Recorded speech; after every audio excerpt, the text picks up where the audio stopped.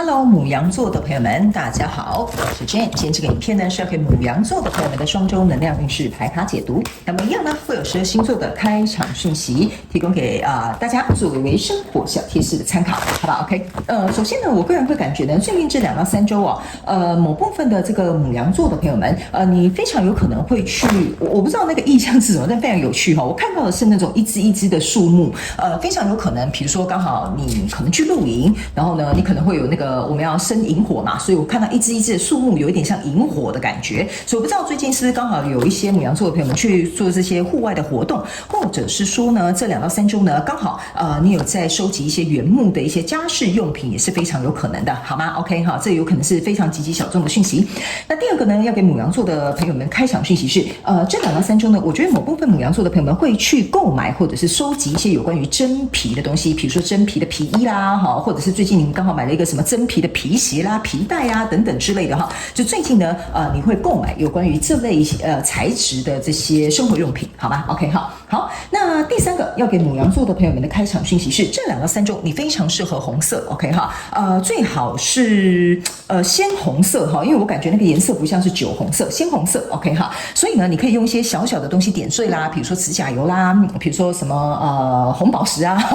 比较奢华一点哈，或者是比如说假设有一些什么发夹啦，上面有一些红色的可爱的什么中式的小钻啊等等都可以哈，红色蛮适合你的，好不好哈？那这2到3周呢，有某部分的这个牡羊座的朋友们跟白羊座的朋友们要特别注意这种割伤或者是刀伤哦哈，有可能会见血哈，但是不用太担心不会太严重 ，OK 哈，就稍微提醒你一下 ，OK 好，那接下来我们就准备到进入你的双周能量运势牌卡解读。首先这2到3周你的挑战牌卡是吊人牌卡 ，OK， 这3种能量场分别是过去、现在、未来的能量场，在我手中你目前看不到可能会引来事件是这个宝剑5 ，OK 好，那我们就一起来看看天使跟宇宙有什么样讯息，希望透过传讯者我来告诉牡羊座的朋友们好吗？那请给我一点时间，让我去感受你能量场上面的呈现跟细节 ，OK 好，请稍后哦，我这样移过来，你们可能看得比较清楚哈，好，请稍后。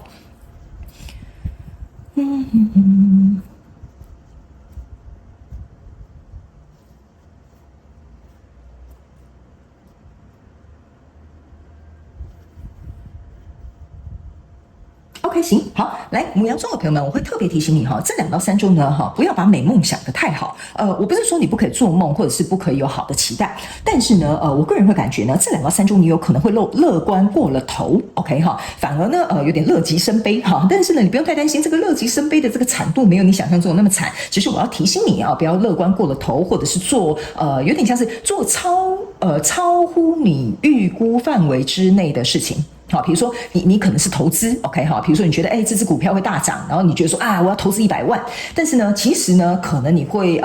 预判错误 ，OK 哈，可能或许投资50万可能就是一个极限哈，我就是稍微举个例你自己去参考一下 ，OK 哈，来，在过去能量场当中，你抽到是国王牌卡、圣杯10还有圣杯9这3张牌卡当中呢，在你的过去能量场，这是为什么？就是我会跟你说你不要乐观过了头哈，因为呢，你目前在这边很像在做着这个白日梦这个圣杯9走到这个圣杯10，你觉得如果我就用投资股票来形容好不好哈？因为我感觉你们某部分的人这2到3周应该会做一些财务的决策哈，或者是购买这个比如说房产等等这都可以。那其他的人你们可以去想一下跟你有关的相关状况人数，比如说一个新的恋爱对象啦，或者是比如说你想要去创业的一个 idea 啦 ，OK 哈。来，这个圣杯9呢就有点像说你把这只股票想象的很美好哈，它现在呢可能会翻倍或翻10倍或者是什么10倍股哈，随便 OK 哈。就是呢你会觉得说这一切都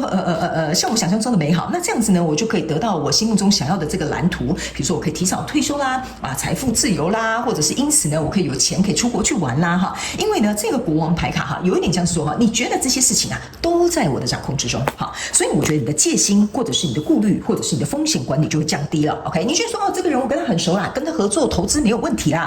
哈，所以这就是为什么我会建议你在过去的能量场当中，如果你有乐观过了头，或者是没有去注意到风险控管的话呢，要特别注意，因为来到现阶段的能量场呢，你抽到的是圣杯国王，抽到的是权杖7，然后还有抽到的是钱币使者 ，OK？ 我先给你看这个圣杯国王哈，这个圣杯国王在海里你看到这样子波涛汹涌的状况之下，它快沉船了，所以我才会跟你说这个圣杯国王加圣杯9象征的也就是你这个圣杯10 ，OK？ 所以我觉得呢，会来到这个现阶段的能量场当中呢，这个圣杯国王反而会让你觉得说，奇怪了，事情怎么没有按照我预料的方式去发展呢？反而呢，来到这个权杖7的这个状况当中，你看到1、2、3、4、5、6、7，你手上拿着一个权杖，6个权杖是往前冲的，因此就就是说这个状况啊，非常有可能以一个迅雷不及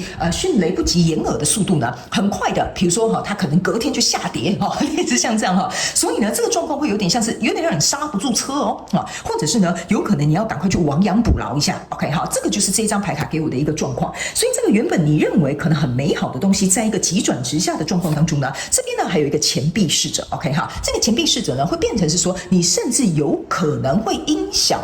这是什么？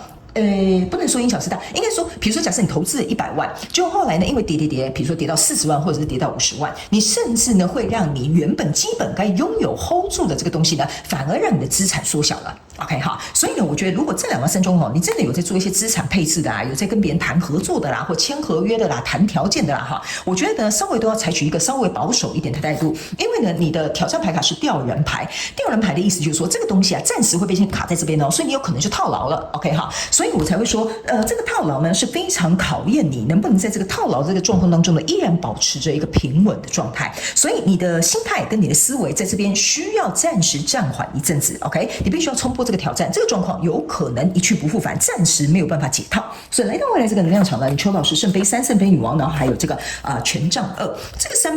杯3呢，加上这个圣杯女王啊，象征的就是圣杯4。你注意看到这个圣杯女王是把水倒到这个河面、湖面都可以哈，意思就是说额外的机会或额外的救援或额外的这些资金可能没有到位。OK 哈，所以会变成是说你会觉得这应该是一个欢庆的时刻啊，我应该要得到额外的这个利润，却没有进来的一个状态。所以来到这里呢，这个权杖2就有点像说，完了，我现在有点进退两难了，我钱也投进去了，我也不可能现在认赔杀出去把我这些原本投入的这个资本去把它卖掉吧。OK 哈，所以来到未来，你目前看不到可能会迎来事件是宝剑5。这个宝剑5啊，就像这个人被绑住了，这个女生被杀掉了，最后得利的是这个人。OK 好，所以我才会跟你说啊，这个跟你交手相关状况、人数、事件、梦想或目标，如果你现在目前有这样的状况的话呢，我觉得你要做好一些评估，好吗？哈，好，那接下来呢，我们就要来看一下这个宇宙的验证牌卡哈。那宇宙的验证牌卡会来验证我刚刚所读的能量场的一些细节，所以呢，特别提醒牡羊座的朋友们，如果在这2到3周你有很重大的决策的话，我觉得要稍微再暂缓一些哈，或者是你自己抓一下你自己的度量哈，就是这个度在哪里 ？OK 哈，跟这个量在哪里？来，首先呢，在过去的状况当中，你抽到是 Judgment 跟这个钱币2 ，OK 哈，这个 Judgment 跟钱币2来对照你过去的能量场，就有点像说，哇，这一笔啊，如果我投入的话哈，我就有点像是说死亡重生，这个审判就有点像是说我以前只是一个手上有100万的这个小资族哈，但是呢，现在呢我投入哇，如果它可以翻倍的话，那我这样子呢就可以变成一个财富自由的人。所以这个 Judgment 有点像是说我想要来翻盘，我想要就是重生，我不想要在这个状况当中去卡住。那这个钱币2象征你说，我要这样子左右去思考，左右去想，怎么样可以达到这个状况。所以你有没有发现一件事啊？这个人也在想，这个人也在想，这相对呢，相较之下哈，有一点像说你在衡量的这个东西，你希望搏一把 ，judgment 就是搏一把，好，有点像是说我就赌这100万，好，看能不能做一个翻身 ，OK 哈，所以来到这个现阶段能量场哈，你就抽到这个钱币5哈，你看这个冰天雪地的这个状态，就是像我刚刚跟你讲的哈，你投入的并没有如同你能够回收的这个怎么讲预期啊哈，因为这个钱币5加钱币4者象征的是钱币6，就是我有失有得，但是取得一个平衡，但是呢，现在在这个冰天雪地当中，象征的意思就是说，这个人会进入到一个那个什么地冻天寒的一个状态，好，所以它状况其实是不乐观的。所以来到这边呢，你的挑战牌卡是一个钱币女王，这个是吊人牌卡。这个钱币女王为什么要验证你的这个吊人牌呢？有点像是说哈，我最后谨慎的盘缠就在这里了。OK 哈，这个钱币5加钱币4者象征钱币6加上钱币7，意思就是说你在思考一件事情哈，就是吊人牌卡正在思考卡在这里的这一段时间，你在想，那我到底要加码还是要退场，还是到底该怎么做？因为呢，钱币7往后退是钱币6，钱币7往前走是钱币8，这就有点像是说我到底要减少我的筹码，还是增加我的筹码，还是我到底要怎么做？所以你现在有点进退两难。那这个钱币8呢，再加上你这边的钱币2啊，其实象征的意思就是说这是一个钱币10，所以呢，你原本架构好的蓝图可能暂时没有办法组合成完整的一个钱币10。所以来到未来这个能量场，你抽到这张牌卡呢，分别是钱币7，然后还有这个宝剑骑士。所以我才会跟你说，为什么这边我会跟你讲说哈，你在这边思考要往前还是往后，对吧？好，我非常感谢宇宙来验证我的牌卡。我个人会感觉哈，在这边呢，大部分的牡羊座跟白羊座的朋友们，你们会以一个比较保守的状态，不加码为主，或者是不再投入这个合作或不再投入这个情感，先先在这边先看一下，所以呢，你就会开始在这边进行一个观望，然后呢，你在这边等一个机会，就是这个宝剑骑士而去杀出一个重围哈。所以我个人会感觉这边可能会卡住一段时间，但是呢，你要有耐心，等到下一次，比如说可以脱困的，或比如说下次有一个更好的投资方案的，或者是有一个更好的对象的时候呢，就可以带领你，或者是你就可以去做另外一个新的尝试哈。来，最后我们来看一下天使跟宇宙有没有什么额外的补充讯息给我们牡羊座的朋友们。来，你看哦，这张牌卡，你看哦，这个是向往跟嫉妒，你看这就是